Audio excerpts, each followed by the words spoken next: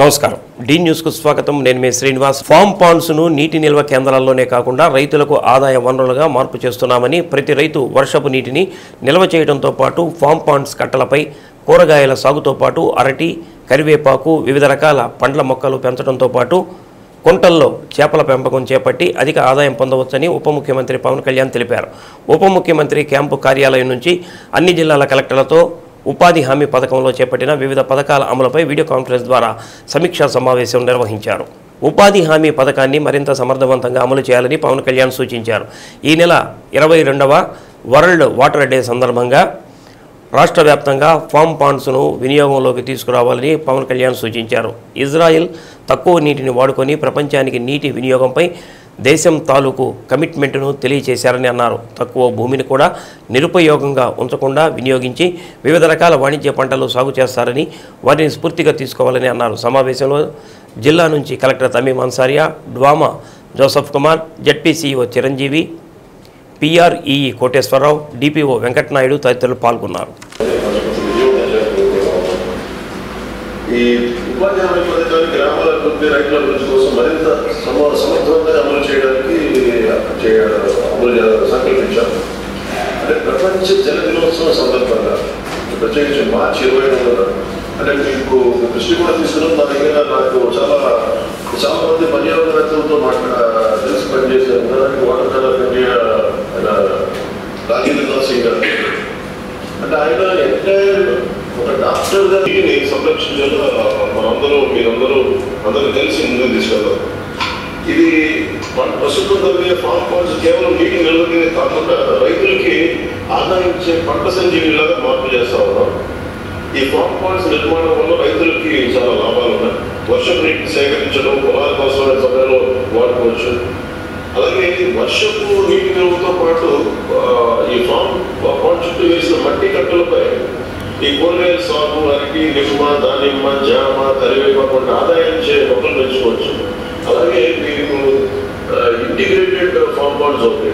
ఉదాహరణకి మీరు ఈ మధ్య ఏషియాలో ఎక్కడ చూసినా, ఈస్ట్ ఏషియాలో ఎక్కడ చూసినా కట్టుపైనేమో మనకి ఈ వెజిటబుల్స్ మనకి క్రీపర్స్ లాంటి మనకి ఆల్మోస్ట్ గార్డ్స్ లాంటి వాడుతూ ఉన్నారు.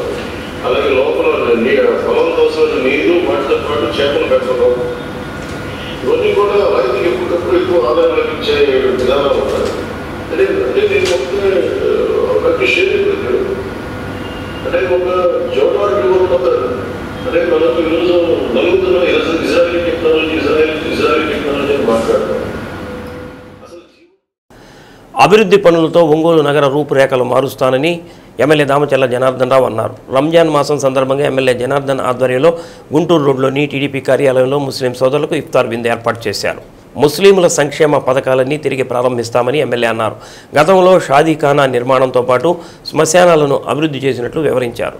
కార్యక్రమంలో జనసేన జిల్లా అధ్యక్షుడు షేక్ రియాజ్, మున్సిపల్ మాజీ చైర్మన్లు మంత్రి శ్రీనివాసరావు, ఎక్కల తులసిరావు, ఏఎంసీ మాజీ చైర్మన్ కామేపల్లి శ్రీనివాసరావు, రాష్ట్ర మైనారిటీ విభాగం ఉపాధ్యక్షుడు షేక్ కబిల్ బాషా, పార్టీ నాయకులు అమీరుల్లా, అబీద్ మౌలానా, పఠాన్ హనీరా ఖాన్, సయ్యద్ జమీల్ పాల్గొన్నారు.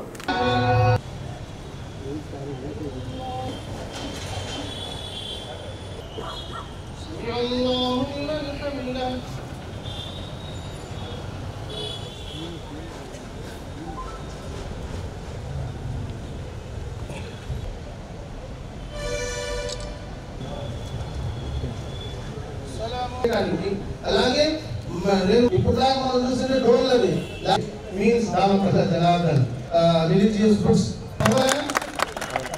ఇంకా దీని యొక్క డబుల్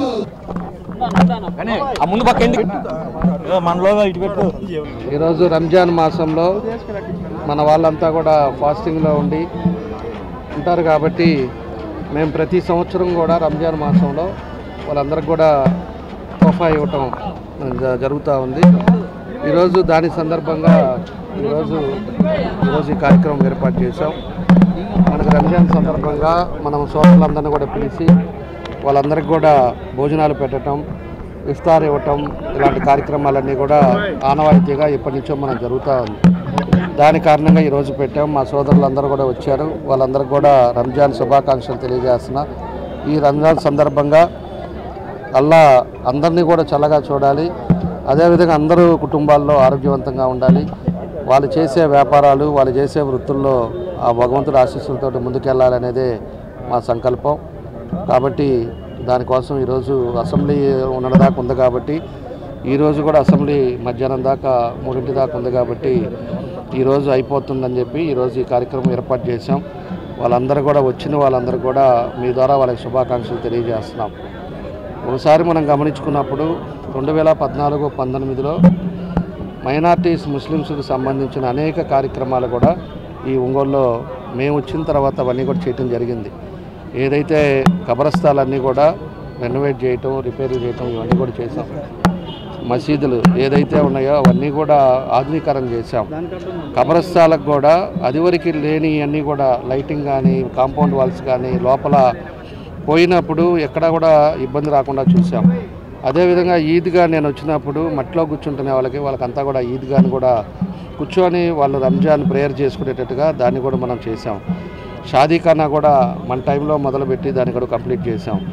ఈరోజు అనేక ఏ అయితే మైనార్టీకి సంబంధించినవి కొంతమంది చదువు కోసం విదేశాలకు వెళ్ళాలంటే దాన్ని కూడా తెలుగుదేశం టైంలో వాళ్ళందరికీ కూడా ఫీజులు కూడా మన తెలుగుదేశం టైంలో చేసాం. ప్రతి రంజాన్ కూడా రంజాన్ తోఫా కింద వాళ్ళందరూ కూడా పేదవాళ్ళు కూడా కడుపు నిండా తినాలి, పండగ చేసుకోవాలనే ఉద్దేశంతో ఆ కార్యక్రమాలు కూడా చేసాం. ఇంకా తొందరలోనే నెక్స్ట్ వీళ్ళ పండగకు వచ్చాకి రంజాన్ తోఫా కూడా మొదలుపెట్టేదానికి కూడా ముఖ్యమంత్రి గారు కూడా ఆలోచనలోనే ఉన్నారు. ఎందుకంటే లాస్ట్ 5 సంవత్సరాల్లో ఆర్థిక వ్యవస్థను కూడా సర్వనాశనం చేశారు. ఆర్థికంగా ఉండేవన్నీ కూడా ఎక్కడెక్కడ ఉండేవి కూడా మొత్తం కూడా చేసి ఈ రాష్ట్రాన్ని సర్వనాశనం చేశారు. ఇప్పుడే గాడిలోకి మన ప్రీతం నాయకుడు చంద్రబాబు నాయుడు గారు తీసుకురావటం కూడా జరుగుతూ ఉంది. ఈ రోజుండే పరిస్థితుల్లో ఎక్కడైతే మైనార్టీస్ ఉన్నారో వాళ్ళకి ఏ అవసరం ఉన్నా, ఆ ప్రాంతం డెవలప్ చేయాలన్నా, ఏది కావాలన్నా కూడా చేయడానికి మేము ముందున్నామని చెప్పేసి కూడా మేము తెలియజేస్తున్నాం. మా దగ్గరికి జనరల్ వర్క్ అయితే మా దగ్గరికి వచ్చినా రాకపోయినా కూడా నా బాధ్యత ప్రకారంగా ఏదైతే ఇబ్బందులు ఉన్నారో అవన్నీ కూడా చేయడానికి అన్నీ కూడా నోట్ చేసుకుని ఒక్కో స్టెప్లో ముందుకెళ్ళేదానికి మేము అన్నీ కూడా చేస్తాం. మా ఉద్దేశం ఒకటే, ప్రతి ఒక్కరికి ఇల్లు ఉండాలి, ప్రతి ఒక్కరు సొంత ఇంట్లో ఉండాలి, ప్రతి ఒక్కరికి ఆ బజార్లో కావాల్సిన రోడ్స్ కానీ, డ్రైనేజ్ సిస్టమ్ కానీ, అదేవిధంగా ఎలక్ట్రిసిటీ కానీ ఫెసిలిటీస్ అన్నీ కూడా ఉండే విధంగా ఈ ప్రభుత్వం తీసుకుంటుందని చెప్పి కూడా మేము తెలియజేస్తూ ఉన్నాం. కాబట్టి ఇప్పటికే డోర్ టు డోరు ఎవరు బాడుగిళ్ళలో ఉన్నారు, ఎవరు సొంత ఇళ్ళలో ఉన్నారు, ఇవన్నీ కూడా అనలైజ్ చేసి అవన్నీ కూడా కార్యక్రమాలు కూడా చేశాం. ఏదైతే ఎన్నికల ముందు ప్రామిస్ చేసామో 2 సెంట్లు పట్టా ఇస్తామని, అది తప్పకుండా కూడా తొందరలోనే అవి కూడా నెరవేరుస్తాయని చెప్పి కూడా ఈ సందర్భంగా మేము తెలియజేస్తూ 6 నెలల్లో ఇంకా చేయాల్సినవి ఉన్నాయి. అవన్నీ అయిపోయిన తర్వాత ఒంగోలు రూపురేఖలు ఎవరైనా కూడా పగోడైనా సరే చెప్పాల్సిందే. ఒంగోలు బాగుందిరా, ఇప్పుడు ఏంద్రా ఇంత మార్పు వచ్చింది అనేది మాత్రం ఖచ్చితంగా చెప్తారు. దాంతోపాటు ఇంకా చేయాల్సినవి ఏవైతే ఉన్నాయో దాన్ని కూడా స్టెప్ బై స్టెప్ ఆల్రెడీ గవర్నమెంట్కి పెట్టాం. అవన్నీ ఫండ్స్తో బట్టి దాన్ని అన్నీ కూడా ఖర్చు చేస్తాం. గౌరవనీయులు ఒంగోలు శాసనసభ్యులు దామచర్ల జనార్దన్ రావు గారి నేతృత్వంలో ఈరోజు ఒంగోలు నగరంలో ఒంగోలు నియోజకవర్గ ముస్లిం సోదరుల కోసం ఇఫ్తార్ విందు కార్యక్రమాన్ని ఏర్పాటు చేయడం జరిగింది. అభివృద్ధి అంటేనే దామచర్ల జనార్దన్ రావు గారు 2019 నుంచి 2024 వరకు ఒంగోలు నగరం ఎటువంటి అభివృద్ధికి నోచుకోలేదు. ముఖ్యంగా 2024 ఎమ్మెల్యే గారు గెలిచిన తర్వాత ఏదైతే అభివృద్ధి కోసం అనేక పథకాలను వ్యూహరచనగా ముందుకెళ్తున్నాం. ముఖ్యంగా రాబోయే రోజుల్లో కూడా జనార్దన్ గారు ఈ నియోజకవర్గాన్ని జిల్లాలోనే ఒక రోల్ మోడల్గా తయారు చేస్తారని, అదేవిధంగా రాష్ట్రంలోనే అభివృద్ధిలోనూ ముందస్తు స్థానం ఉంచుతారని తెలియజేస్తూ ఈ కార్యక్రమానికి వచ్చిన ముస్లిం సోదరులందరికీ నా హృదయపూర్వక కృతజ్ఞతలు, మైనార్టీ విభాగం నుంచి మీ అంతా హృదయపూర్వకంగా కృతజ్ఞతలు తెలియజేసుకుంటాం.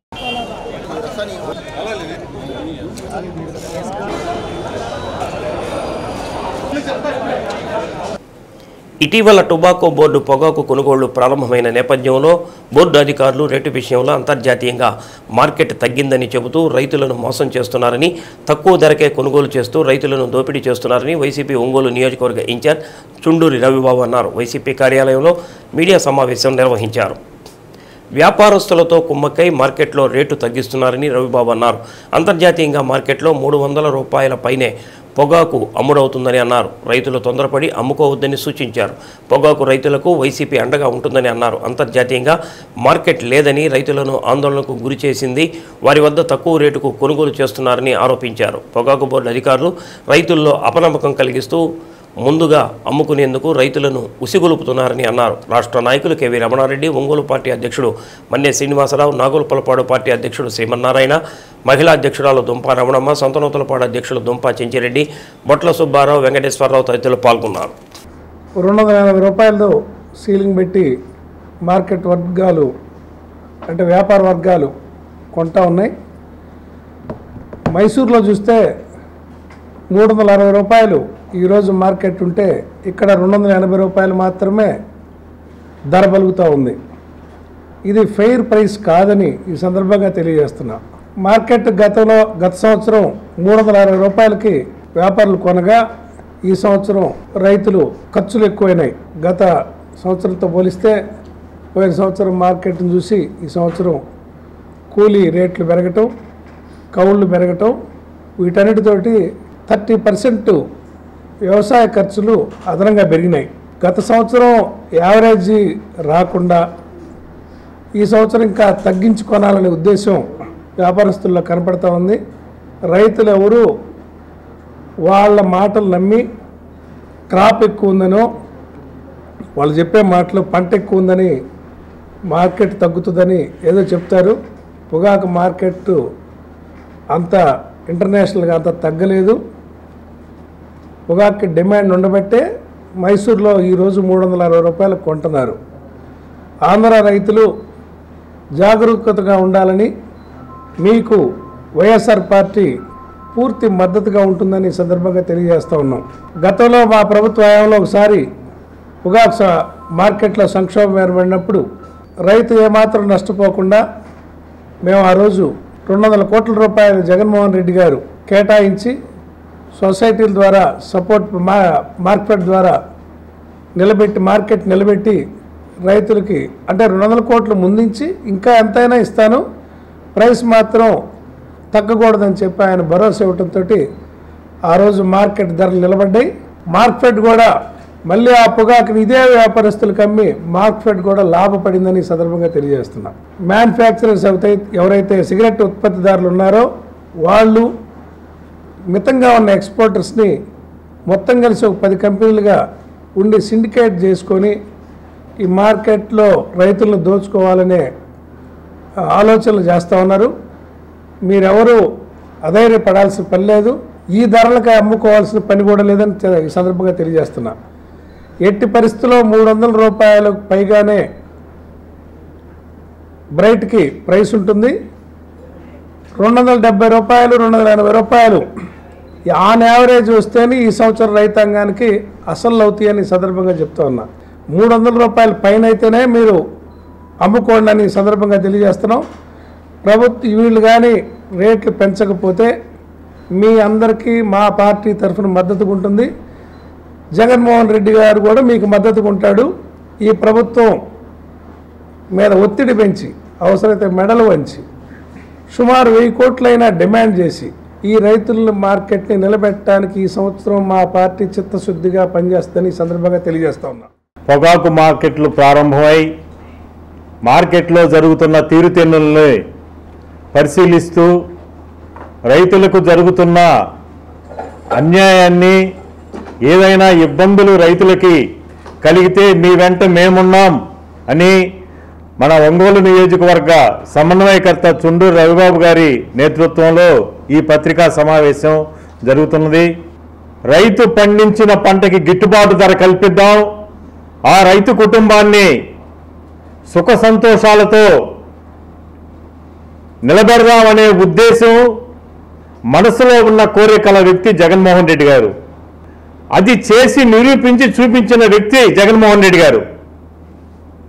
కానీ ఈరోజు ఏం జరుగుతుంది? ఈరోజు పరిస్థితి ఏంటి?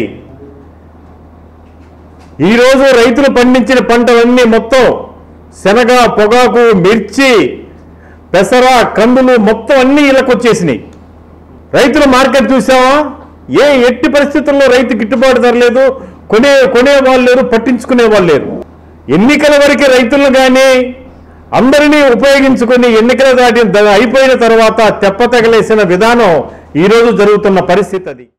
వైఎస్ఆర్ పార్టీ పొగాకు రైతులకు అండగా మార్కెట్ తగ్గినప్పుడు అందరు రైతులు సమన్వయంతో మార్కెట్ని ఎదుర్కొని అవసరమైతే ధర్నాలు చేయటం కానీ ఏ కార్యక్రమానికైనా వైఎస్ఆర్ పార్టీ అండగా ఉంటుంది.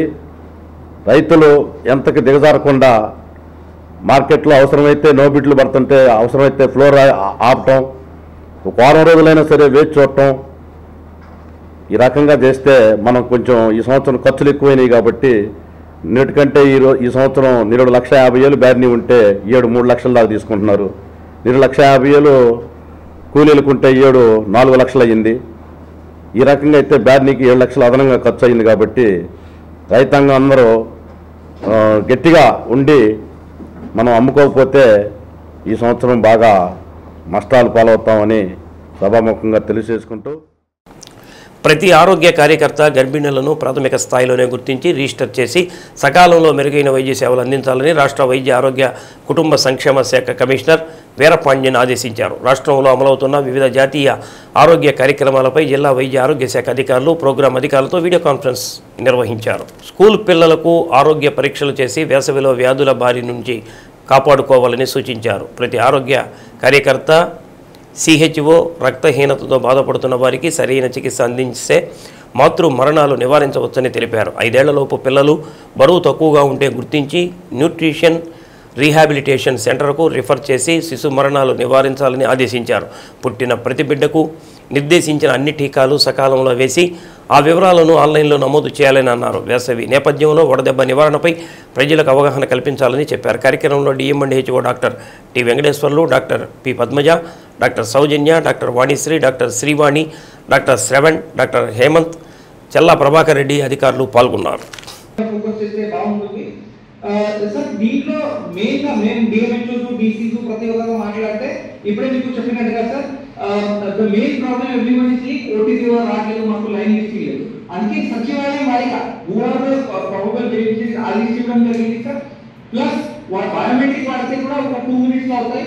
ఇది డిఫెక్టింగ్ చెక్ మేము అడిషనల్ సిఓ సార్ మా జేఓ బాస్ కూడా పర్సనల్గా ఫీల్డ్లో వెళ్ళి చెక్ చేసి వచ్చిన తర్వాత మేము చెప్పగలుగుతాం సార్. ఒక ఏజెంట్స్ ఒక 2 to 3 days review of papers ఇస్తే వారి సచివాలయంలో ఉన్న అన్ని బెనిఫిషరీస్ వాళ్ళు సర్టిఫికేట్ చేయవచ్చు. రాష్ట్రంలో మత్స్యకారుల అభివృద్ధికి సంబంధించిన పథకాల అమలుపై ఒంగోలు ఎంపీ మాగుంట శ్రీనివాసరెడ్డి పార్లమెంటు సమావేశంలో ప్రశ్నించారు. దీనిపై కేంద్ర మత్స్య పశుసంవర్ధక పాడి పరిశ్రమ శాఖ సహాయ మంత్రి జార్జి కురియన్ మాట్లాడుతూ మత్స్య సంపద యోజన ద్వారా గత 5 ఏళ్లలో రాష్ట్రంలో 3,17,558 మంది, అందులో ప్రకాశం జిల్లాలో 13,203 మంది లబ్ధి పొందారని చెప్పారు. 525 మంది మత్స్యకారులు శిక్షణ ఇచ్చామని వెల్లడించారు. జిల్లాకు 30,345 యూనిట్లు మంజూరు కాగా 19,441 యూనిట్లు లబ్ధిదారులకు అందించామని కేంద్ర మంత్రి వివరణ ఇచ్చారు. అద్దంకి మండలం గోపాలపురం గ్రామం వద్ద అద్దంకి నార్కెట్పల్లి జాతీయ రహదారిపై ఘోర రోడ్డు ప్రమాదం తప్పింది. పాఠశాల విద్యార్థులు ప్రయాణం చేస్తున్న బస్సును వెనుక వైపు నుంచి లారీ ఢీకొనడంతో విద్యార్థులకు గాయాలయ్యాయి. క్షతగాత్రులైన విద్యార్థులను అద్దంకి ప్రభుత్వ వైద్యశాలకు తరలించారు.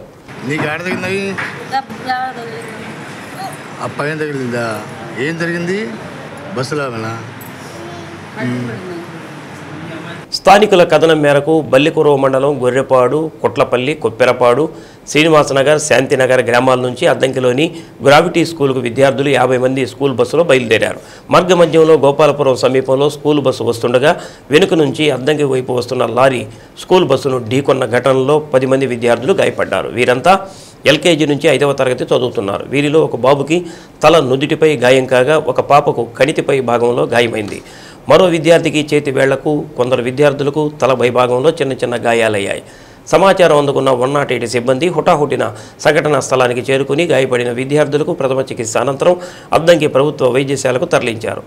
వీరిని పరీక్షించిన వైద్యులు అందరికీ చిన్న చిన్న గాయాలు అయ్యాయని, ఎటువంటి ప్రమాదం లేదని తెలిపారు. విషయం తెలుసుకున్న తల్లిదండ్రులు వారి పిల్లలకు ఏమైంది అని ఆందోళనతో అద్దంకి ప్రభుత్వ వైద్యశాలకు పరుగులు తీశారు. బస్సు డ్రైవర్కు నుదుటిపై చిన్న గాయమైంది.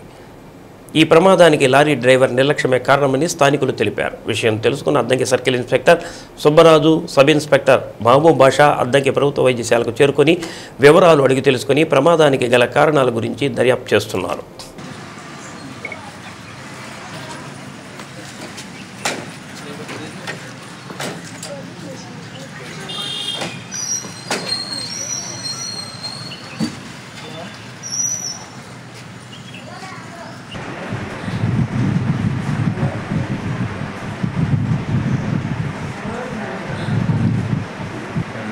ఏం చెప్పు, ఎక్కడి నుంచి ఎక్కడికి వస్తున్నావు? ఒక్క నిమిషం.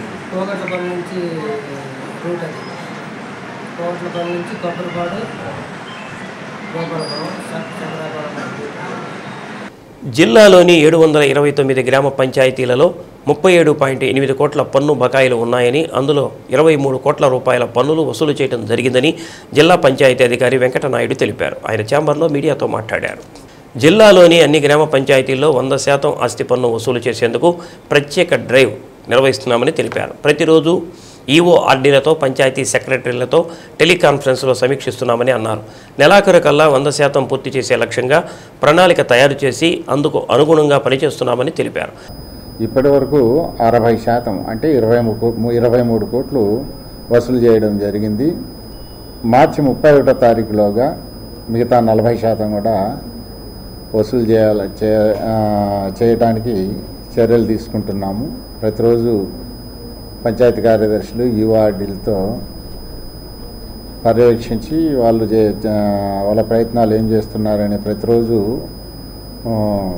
పర్యవేక్షిస్తూ 31వ తారీఖులోగా పూర్తి చేయమని, పన్ను వసూలు పూర్తి చేయమని చెప్పడం జరిగింది. అలాగే గౌరవ ముఖ్యమంత్రి గారు మరియు ఉప ముఖ్యమంత్రి గారు ఈ స్వచ్ఛాంధ్ర స్వర్ణాంధ్ర అనేది కార్యక్రమాన్ని జనవరి 18వ తారీఖున 3వ శనివారం ప్రారంభించడం జరిగింది. అందులో ప్రతి శనివారము ఒక స్లోగన్తో, ఒక నినాదంతో మన రాష్ట్రంలో పారిశుద్ధ్యము, వ్యక్తిగత పరిశుభ్రత, పరిసరాల పరిశుభ్రత అనే కార్యక్రమాన్ని ఎంచుకొని చేయడం జరుగుతుంది. అన్ని వ్యవస్థలు ఎక్కడైతే అంటే ప్రభుత్వ కార్యాలయాలు కావచ్చు, ప్రార్థనా స్థలాలు అన్నిట్లోనూ పారిశుద్ధ్యం అనేది చేపట్టడం జరుగుతుంది. ప్రతి శనివారం కూడా ఈ క్లీనింగ్ కార్యక్రమం అనేది జరుగుతుంది. దానికోసము ఏం చేస్తున్నామంటే ప్రతి 250 కుటుంబాలకు ఒక క్లాప్ మిత్ర, లేదంటే 1000 జనాభాకు ఒక క్లాప్ మిత్ర చొప్పున 1800 మంది మన జిల్లాలో పనిచేస్తున్నారు. అంటే మనకు విజిబుల్గా, అంటే చూడడానికి అందంగా కనిపించాలా, ఎక్కడ చెత్త చెదారం అనేది ఉండకూడదు. తర్వాత ఈ తీసుకుపోయిన చెత్తను కూడా మళ్ళీ ఇంకా బయటికి తీసుకుపోయి డంప్ చేయకోకుండా శాస్త్రీయ పద్ధతుల్లో దాన్ని వేరు చేసి ప్రాసెస్ చేస్తున్నాం. కాబట్టి అక్కడ కొత్తగా సమస్య అనేది లేకుండా ఒక సైంటిఫిక్ సొల్యూషన్ అయితే మేము చూపగలుగుతున్నాం. Thank you. నగరంలోని గుంటూరు రోడ్లో నూతనంగా ఏర్పాటు చేసిన యష్ బాక్స్ క్రికెట్ క్లబ్ను శాసనసభ్యులు దామచర్ల జనార్దన్ రావు ప్రారంభించారు. ఎమ్మెల్యే కొద్దిసేపు క్రికెట్ ఆడి అక్కడి వారిని ఉత్సాహపరిచారు. స్కూల్, కాలేజీ విద్యార్థులు వేసవి కాలంలో ఇక్కడి యష్ బాక్స్ క్రికెట్ క్లబ్కు వచ్చి ప్రాక్టీస్ చేసుకోవాలని కోరారు. ఇక్కడ మంచి ట్రైనర్ను పెట్టారని, పిల్లలు పెద్దలు ఫిజికల్ ఎక్సర్సైజ్ కోసం ఇక్కడకు రావాలని ఎమ్మెల్యే సూచించారు. నిర్వాహకులు హుస్సేన్, చాంద్ బాషా, గౌస్ బాషా, సుల్తాన్ బాషాలను ఎమ్మెల్యే అభినందించారు. మేయర్ గంగాడ సుజాత మాట్లాడుతూ ఎండాకాలం వచ్చిందంటే పిల్లలు ఏదో ఒక సెక్షన్లో జాయిన్ అవుతారని, ఇక్కడి యష్ బాక్స్ క్రికెట్ క్లబ్ను సద్వినియోగం చేసుకోవాలని అన్నారు. కార్యక్రమంలో జనసేన జిల్లా అధ్యక్షుడు శేఖరియాద్, టీడీపీ నాయకులు కామెపల్లి శ్రీనివాసరావు, కొఠారు నాగేశ్వరరావు, సింగరాజు రాంబాబు, కపిల్ బాషా తదితరులు పాల్గొన్నారు. సుల్తాన్ బాషా వీళ్ళ నలుగురు కలిసి ఒక యాష్ క్లబ్ క్రికెట్ బాక్స్ గ్రౌండ్ని ఈరోజు పెట్టారు. దగ్గర 18 లక్షల రూపాయలు దీని మీద ఇన్వెస్ట్ చేశారు. ఎందుకంటే వాళ్ళ ఉద్దేశం సమ్మర్ వస్తూ ఉంది, అన్ని ఎగ్జామ్స్ అయిపోయినాయి, అంతా కూడా స్కూలు కాలేజెస్ అన్నీ కూడా హాలిడేస్ ఇస్తున్నారు. కాబట్టి అందరికి కూడా ఒక యాక్టివిటీ ఉండేది కూడా బాగుంటుంది. ఈరోజు అటు వెంగముక్కలపాలెం రోడ్లో ఒక 2 పెట్టున్నారు, అది కూడా మేమే ఓపెన్ చేసింది. ఇప్పుడు మళ్ళా ఇక్కడ ఒకటి పెట్టాడు. అంటే ఈ లొకేషన్స్ దగ్గర ఉండేటట్టుగా ఇవన్నీ పెట్టారు. కాబట్టి నగర ప్రజలు కూడా అందరూ కూడా తెలుసుకొని ఏదో ఒక యాక్టివిటీ ఈరోజు స్టూడెంట్స్కి ఉండాలి. కాబట్టి అందరిని కూడా పంపిస్తే వాళ్ళంతా కూడా ట్రైనర్ని కూడా పెట్టారు. నీట్గా క్రికెట్ ట్రైనింగ్ కూడా ఇస్తారు. దానివల్ల ఒక ఫిజికల్ ఎక్సర్సైజ్ కూడా ఉంటుందని చెప్పేసి కూడా తెలియజేస్తూ వాళ్ళకి నా బెస్ట్ విషెస్ తెలియజేస్తూ తప్పకుండా ఒక మంచి పేరు తెచ్చుకోవాలని చెప్పి కూడా తెలియజేస్తున్నాను.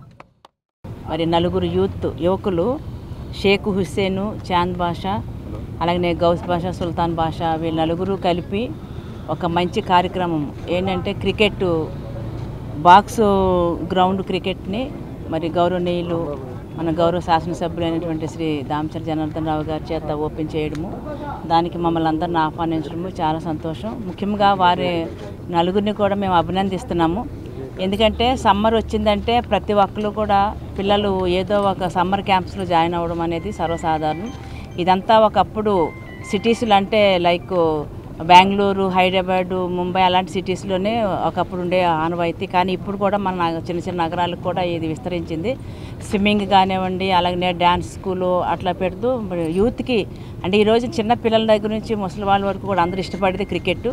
అందరూ నేర్చుకోవాలని, తర్వాత ఆటను చూసి ఆస్వాదించడం అనేది సర్వసాధారణం.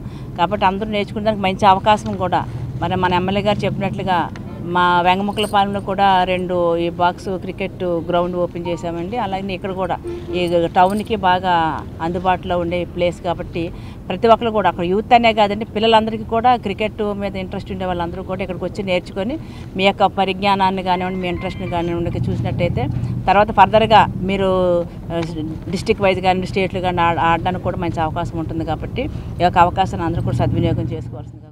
Ash club cricket box ground మన ప్రీతం నాయకులు దామచర్ల జనార్దన్ రావు గారి చేతుల మీదుగా ప్రారంభించడం, రాబోయే రోజులంతా కూడా సమ్మర్ హాలిడేస్లో అంతా యువకులు విద్యార్థులు అందరూ కూడా ఈ అవకాశాన్ని ఉపయోగించుకొని బాగా క్రికెట్ ప్రాక్టీస్ చేయాలని చెప్పి మనసారా కోరుకుంటూ ఇది బాగా దిగ్విజయంగా కొనసాగాలని చెప్పి కోరుకుంటూ దీనికి హుస్సేను, చాంద్ బాషా, గౌస్ బాషా, సుల్తాన్ బాషా వీళ్ళు నలుగురు ఓ మంచి ఉద్దేశంతో దీన్ని ఏర్పాటు చేశారు.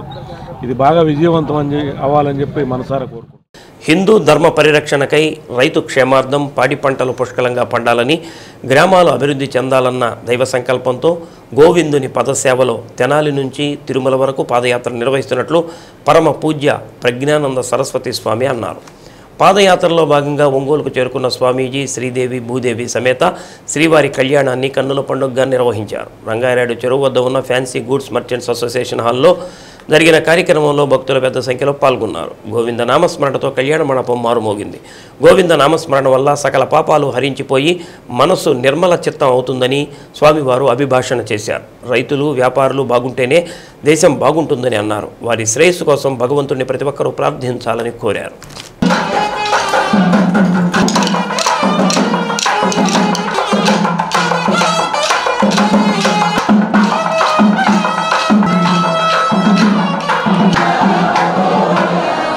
మాల కైంకర్యం చేశారు. ఆ మాల కైంకర్యం జరుగుతుంది. ఈ మాల కైంకర్యం ఎవరు చేశారు? ఆండాళ్ తల్లి. అవునా?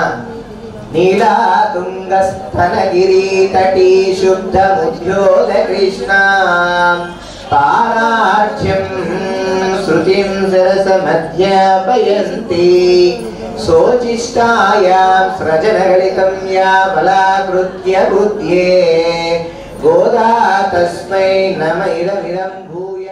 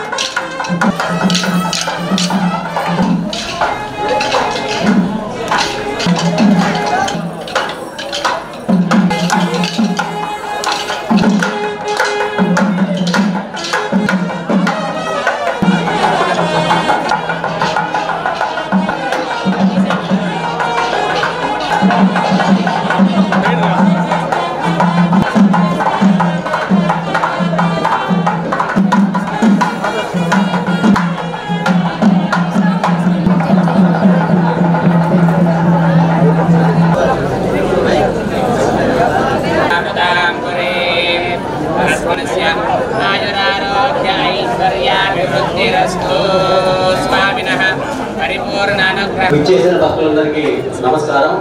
దయచేసి మీరు మా యొక్క సూచనలు పాటించి కార్యక్రమాన్ని జయప్రదం చేయండి. ఇప్పటి నుంచి చక్కగా స్వామివారి అద్దరిలో దేవ శ్రీరామ గారు విశేషంగా కృషి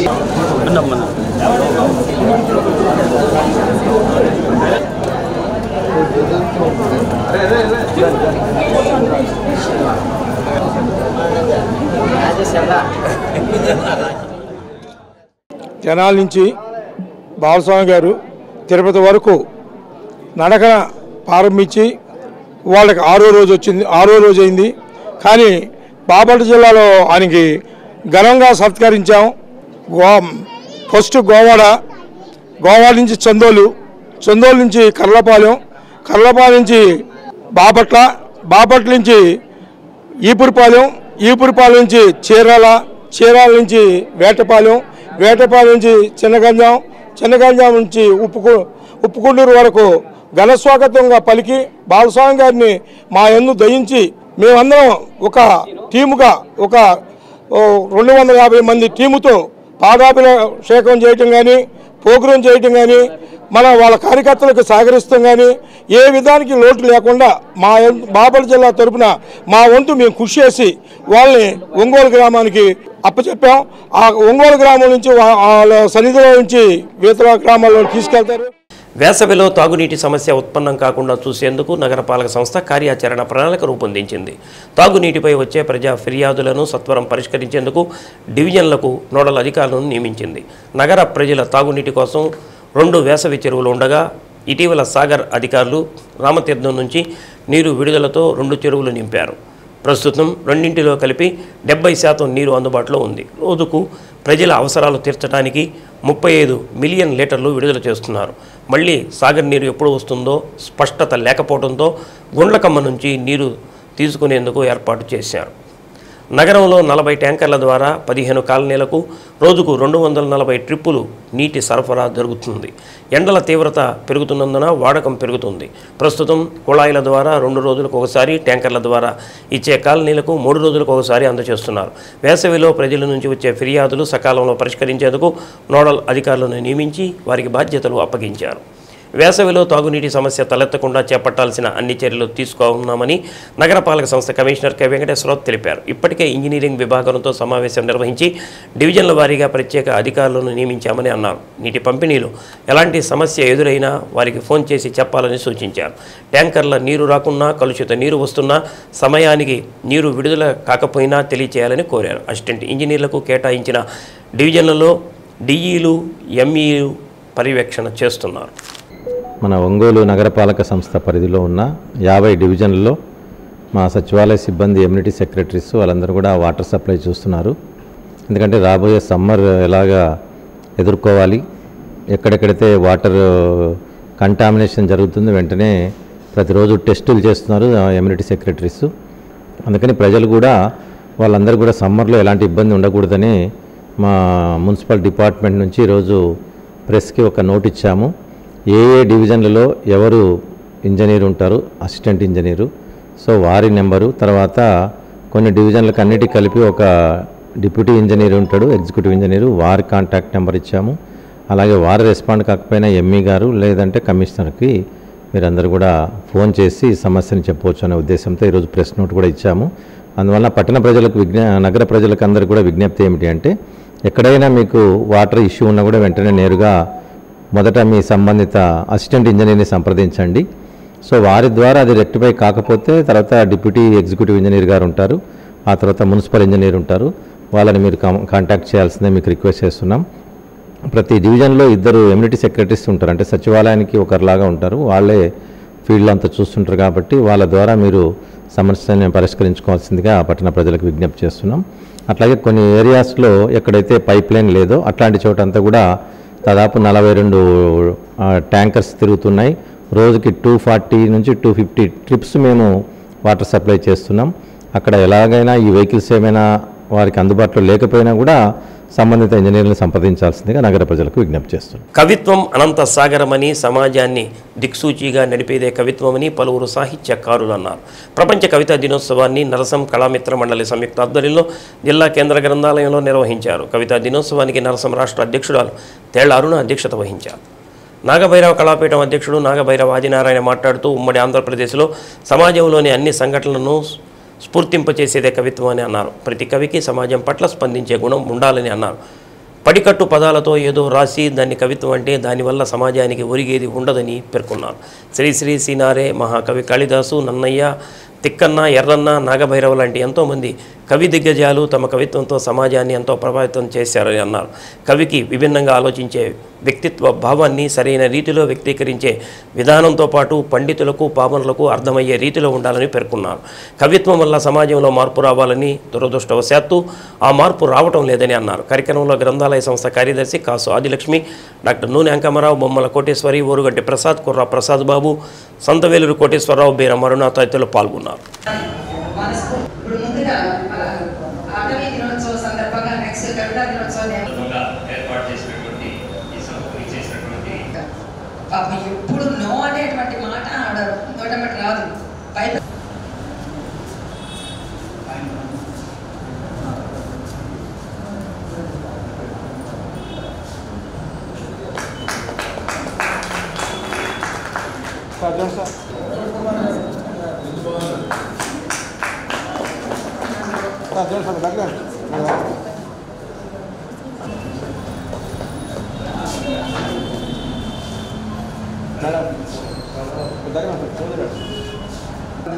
శ్రీశ్రీ కవిత్వం నాకు పట్టికి నాకైతే నేను ఎన్నోసార్లు నా డిప్రెషన్లోకి వెళ్ళిపోయినప్పుడు ఏంటి ఈ సమాజం నేను చేసే ప్రతి పని నిరసిస్తూ ఉంది, నాకు తోడు రావట్లేదు, ఇన్ని దాడులకి ఇన్ని గురవ్వాలా అని ఒక నిస్సాయతలో ఉన్నప్పుడు పోతే పోని సుత్తులు గిద్దులు వస్తే రాని కష్టాలు నష్టాలనే కవిత నన్ను ఎంత నిలబెట్టాలో అంత నిలబెట్టింది.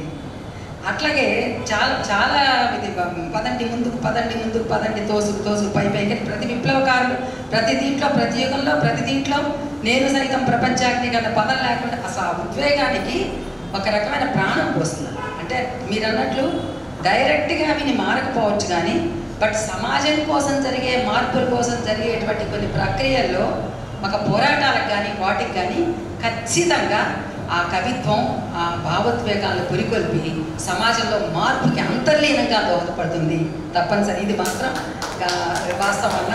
అందువల్ల ఏంటంటే కవిత్వం అంటే 3 లక్షణాలు కవికి ఉండాలి తప్పనిసరిగా. ఒకటి అందరిలాగా కాకుండా విభిన్నంగా ఆలోచించగలగాలి, అది మొదటి లక్షణం. అది భావం. విభిన్నంగా ఆలోచించగలగాలి. ఆ విభిన్నంగా చేసినటువంటి ఆలోచనని సరైనటువంటి భాషలో చెప్పగలగాలి, అది రెండవ లక్షణం. అంటే భావం ఉండాలి, భావానికి తగిన భాష ఉండాలి. మూడవది అది వ్యక్తీకరణ కూడా సక్రమంగా ఉండాలి. వ్యక్తీకరణ సక్రమంగా ఉన్నటువంటి వినేటువంటి వాడికి ఆహ్లాదం కలిగించే విధంగా చెప్పగలగాలి, అంత అందంగా చెప్పగలగాలి, చదివేటువంటి వాడికి ఆనందం కలిగించే విధంగా చెప్పగలగాలి. ఈ 3 లక్షణాలు ఉండేటట్లయితే అది ఉత్తమ కవిత్వము అని చెప్పి మనం నిజానికి ఈ రోజుల్లో వచ్చేటువంటి కవిత్వం చాలా మంది ఈ రోజుల్లో వచ్చే కవిత్వంలో సామాజిక స్పృహ కావాలి అంటున్నారు. సామాజిక స్పృహ అంటే ఏమిటి? సమాజంలో జరిగేటువంటి విశేషాల గురించి చెప్పాలి, వాళ్ళలో మార్పు తీసుకురావాలి అని చెప్పి అంటున్నారు. నిజమే, మార్పు తీసుకురావాల్సిందే. ఇందాక కూడా ప్రసాద్ బాబు కూడా చెప్పాడు, మానవత్వాన్ని లేకపోతే ఇంకా 2-3 విషయాలు చెప్పాడు, మరి తీసుకొచ్చేటువంటి కవిత్వం అని చెప్పి అన్నాడు. అయితే నాకు ఇష్టమే, నాకు కవులన్నా సాహిత్యవేత్తలన్నా నాకు చాలా ఇష్టము. వాళ్ళని చాలా గౌరవిస్తాను. ఎందుకంటే ఆ టాలెంట్ అందరికి రాదు. ఆ రాయడము అది కవితలు అంటే ఆ భావాలతోనూ ఆలోచనలతోనూ స్టార్ట్ అవుతుంది. ఇది అంత మంచి ఆలోచనలతో వాళ్ళు అక్షరాలతో అడుగులు వేస్తూ ఆరంభిస్తూ అట్లాగే పదాలతో వాళ్ళు సమకూరుస్తూ ఎంత చక్కగా అమర్స్తారో ఈ కవితల్ని. అందుకే ఆ అదృష్టము ఆ టాలెంట్ అది దేవుడిచ్చిన వరం అనుకుంటాను మీ సాహిత్య ప్రియులందరికీ. నాకు కూడా చాలా సంతోషంగా ఉంది. మీ సాహిత్యవేత్త దగ్గర కవిత యోధుల మధ్య నేను కూర్చున్నానంటే చాలా నేను గర్విస్తున్నాను, గర్వకారణంగా ఉంది నాకు ఈరోజు. ముఖ్యంగా ప్రపంచ కవితా దినోత్సవం సందర్భంగా మీరందరూ ఎంతగానో మా సాహిత్య కార్యక్రమాలకు రావటం వేరు, నిర్వహించటం వేరు. నిర్వహణలో ఉన్నటువంటి కష్టసాధ్యాలు చాలా ఇబ్బందికరమైనటువంటి. ఏమైనప్పటికీ కూడా కవిత్వాన్ని, సాహిత్యాన్ని ఆదరించాలి, కవులను ప్రోత్సహించాలి అనేది మా తలంపు. నాకు చిన్న వయసు అయినా నాకు కూడా అనేక ఇబ్బందుల వలన ఆరోగ్యం సహకరించట్లేదు. అరుణ గారి మరి అంటే ఒక్కొక్కళ్ళు అంటే వాళ్ళు చేసే నిరంతరం అనేక మనం సాహిత్య కార్యక్రమాలు ఒక్కటే చేస్తాం. ఆమె నిరంతరం సమాజ సేవ చేస్తూ ఎన్నో సమస్యలతో సతమతం అవుతూ కూడా ఈ కార్యక్రమాలు చేయడానికి ఇష్టపడుతుంది, చేయాలని తన వంతు సహకారం ఎప్పుడు అందిస్తూ ఉంటుంది. అలాగా ఒంగోలు నగరంలోని గుర్రంవారి వీధిలోని శ్రీ అనంత కోదండరామస్వామి దేవాలయంలో తొట్టి తిరుమంజన మహోత్సవాన్ని నేత్రపర్వంగా జరిపించారు. ఈ సందర్భంగా అర్చక స్వాములు స్వామివారి ఉత్సవమూర్తిని వేదికపై కొలువు తీర్చి ముందుగా తొట్టి తిరుమంజనాన్ని జరిపించారు. అనంతరం మేళతాళాలు, మంగళ వాయిద్యాల నడుమ స్వామివారికి జరిపించిన ప్రాకారోత్సవం నయన మనోహరంగా సాగింది. కార్యక్రమంలో భక్తులు స్వామివారి పల్లకిని తమ భుజస్కంధాలపై మోస్తూ ప్రాకారోత్సవంలో పాల్గొన్నారు.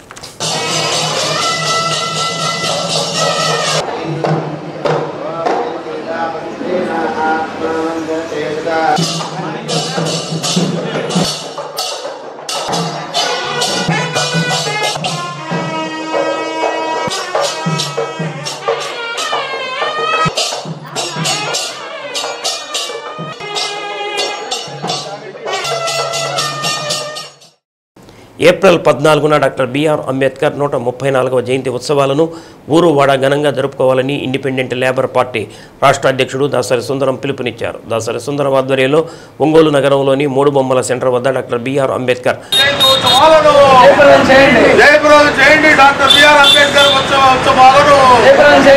134వ జయంతి కార్యక్రమాల కరపత్రాన్ని ఆవిష్కరించారు. కార్యక్రమంలో ఐఎల్పి జిల్లా అధ్యక్షుడు కట్ట వరప్రసాద్, జిల్లా కార్యదర్శి దాసరి సంగీతరావు, ఆర్ వెంకటేశ్వర్లు, కేఎంపీఎస్ జిల్లా నాయకులు జార్జ్, జె సుబ్బారావు, దాసరి అంకన్న తదితరులు పాల్గొన్నారు. భారత రాజ్యాంగ నిర్మాత డాక్టర్ బాబాసాహెబ్ అంబేద్కర్ గారి జయంతి ఉత్సవాలు ఘనంగా జరపాలని, ఆ కార్యక్రమం జయప్రదం చేయడం కొరకు ఈ పాంప్లెట్ని విడుదల చేయడం జరుగుతుంది. భారత రాజ్యాంగ నిర్మాత డాక్టర్ బాబాసాహెబ్ అంబేద్కర్ స్ఫూర్తితోటి మేము వచ్చే నెల 14వ తేదీ నుండి ఖచ్చితంగా అంబేద్కర్ ఆలోచన విధానంతో ముందుకెళ్ళి ఆ విధంగా దళిత బహుజనుల్ని సమీకరిస్తామని కూడా వాళ్ళకి అంబేద్కర్ ఆలోచన విధానాన్ని పెంపొందిస్తామని చెప్పి అందులో ప్రజాతంత్రవాదులు, ఇతర ఎస్సీ, ఎస్టీ, బీసీ మైనార్టీలందరూ కూడా అగ్రకులాల పేదలను కూడా కలుపుకొని ఖచ్చితంగా భవిష్యత్తులో అంబేద్కర్ ఆలోచన విధానాన్ని రేపు 14వ తారీఖున ఏప్రిల్ 14న డాక్టర్ బాబాసాహెబ్ అంబేద్కర్ గారి 134వ జయంతిని జయప్రదం చేయాలని 50 మంది ప్రజలకు కూడా ఆ విధంగా మేము ఇండిపెండెంట్ లేబర్ పార్టీగా. జిల్లాలోని అన్ని వేలం కేంద్రాల్లో జరిగిన పొగాకు వేలంలో 300 బేళ్లు తిరస్కరణకు గురయ్యాయి. ఎస్పీఎస్ రీజియన్ పరిధిలోని కేంద్రాలకు మొత్తం 811 బేళ్లు వేలానికి తీసుకురాగా 144 బేళ్లు, ఎస్ఎల్ఎస్ రీజియన్ పరిధిలోని కేంద్రాలకు 1106 బేళ్లు రాగా 156 బేళ్లు తిరస్కరణకు గురయ్యాయి. ఒంగోలు 2 వేలం కేంద్రంలో 25 బేళ్లు అమ్మకాలు జరిగాయి. గరిష్ట ధర ₹280 కాగా కనిష్ట ధర ₹270 పలికింది. టంగుటూరు పొగాకు వేలం కేంద్రంలో చింతలపాలెం, దావగూడూరు రైతులు 27 బేళ్లను తీసుకువచ్చారు. అన్నీ ₹280 ధరకు కొనుగోలు చేశారు. బెల్లంపల్లి పొగాకు వేలం కేంద్రంలో 27 బేళ్లు అమ్మకానికి రాగా గరిష్ట ధర ₹280, కనిష్ట ధర ₹270 పలికింది. అన్ని వేలం కేంద్రాల్లో పొగాకు కిలో అత్యధిక ధర 280, పొదిలి కేంద్రంలో అత్యల్ప ధర 255 చొప్పున లభించింది. ఆంధ్రప్రదేశ్ రాష్ట్ర అసెంబ్లీలో వర్గీకరణ బిల్లు పెట్టి ఆమోదించిన కూటమి ప్రభుత్వానికి మాదిగ సంక్షేమ పోరాట సమితి రాష్ట్ర అధ్యక్షుడు కొమ్ము సుజన్ మాదిగ అభినందనలు తెలిపారు. ఒంగోలులో అంబేద్కర్ విగ్రహానికి పాలాభిషేకం చేశారు.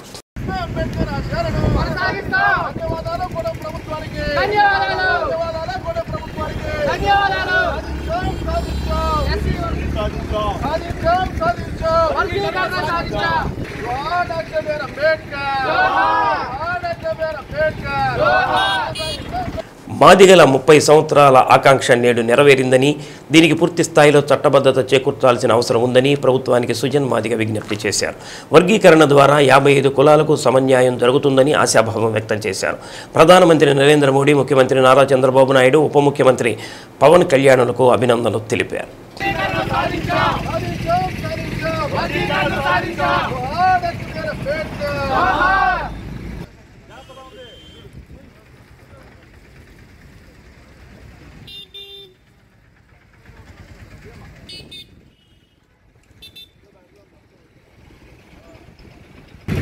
ఆదివాసీ పోరాట సమితి ఉద్యమం అనేక ఒడిదుడుకు ఎదుర్కొని అనేక కష్టాలు నష్టాలు, జైలు జీవితం, అరెస్టులు, అనేక విషయాల గురించి ఒక సామాజిక న్యాయం కోసం గురించి ఎస్సీల్లో 59 కులాలు ఉంటే 59 కులాల్లో అందరికీ కూడా సమన్వయం కావాలనే ఉద్దేశం మీద 1994 జూలై 7వ తారీఖున ప్రకాశం జిల్లా నాగుపాడు మండలం ఈలుగూరులో ప్రారంభమైన ఉద్యమం అనేక ఇబ్బందులు, అనేక కష్టాలు ఇబ్బంది సందర్భం. అదేవిధంగా ఆంధ్రప్రదేశ్లో కూటమి ప్రభుత్వ ఆధ్వర్యంలో నిన్న ఆంధ్రప్రదేశ్ రాష్ట్ర క్యాబినెట్లో ఒక తీర్మానం చేయడం శుభపరిణామం. మేము ఒకటే చెప్తా ఉన్నాం, మాదిగల ఎస్సీలలో 59 కులాల్లో అందరికీ న్యాయం చేయాలనే ఉద్దేశం మీద ఉద్యమం నడిచింది కానీ ఏ ఒక్క పార్టీకి ఏ ఒక్క కులానికి కూడా ఒకే కులాన్ని మొత్తం అన్ని రిజర్వేషన్ వస్తానని చెప్పేసి ఈ ఉద్యమం నడవలేదని తెలియజేస్తూ, అదేవిధంగా తీర్మానం చేయడమే కాదు, దీన్ని చట్టబద్ధ కల్పించాలా. వీళ్ళని తొందరలో చట్టబద్ధ కల్పించి విద్యా ఉద్యోగ విషయాల్లో, అదేవిధంగా సంక్షేమ రంగాల్లో కూడా ముందుకు తీసుకోవాలని మాది సంక్షేమ పోరాట సందర్భం తరఫున మేము విజ్ఞప్తి చేస్తాను. అదేవిధంగా ధన్యవాదాలు తెలుపుతా ఉన్నాం.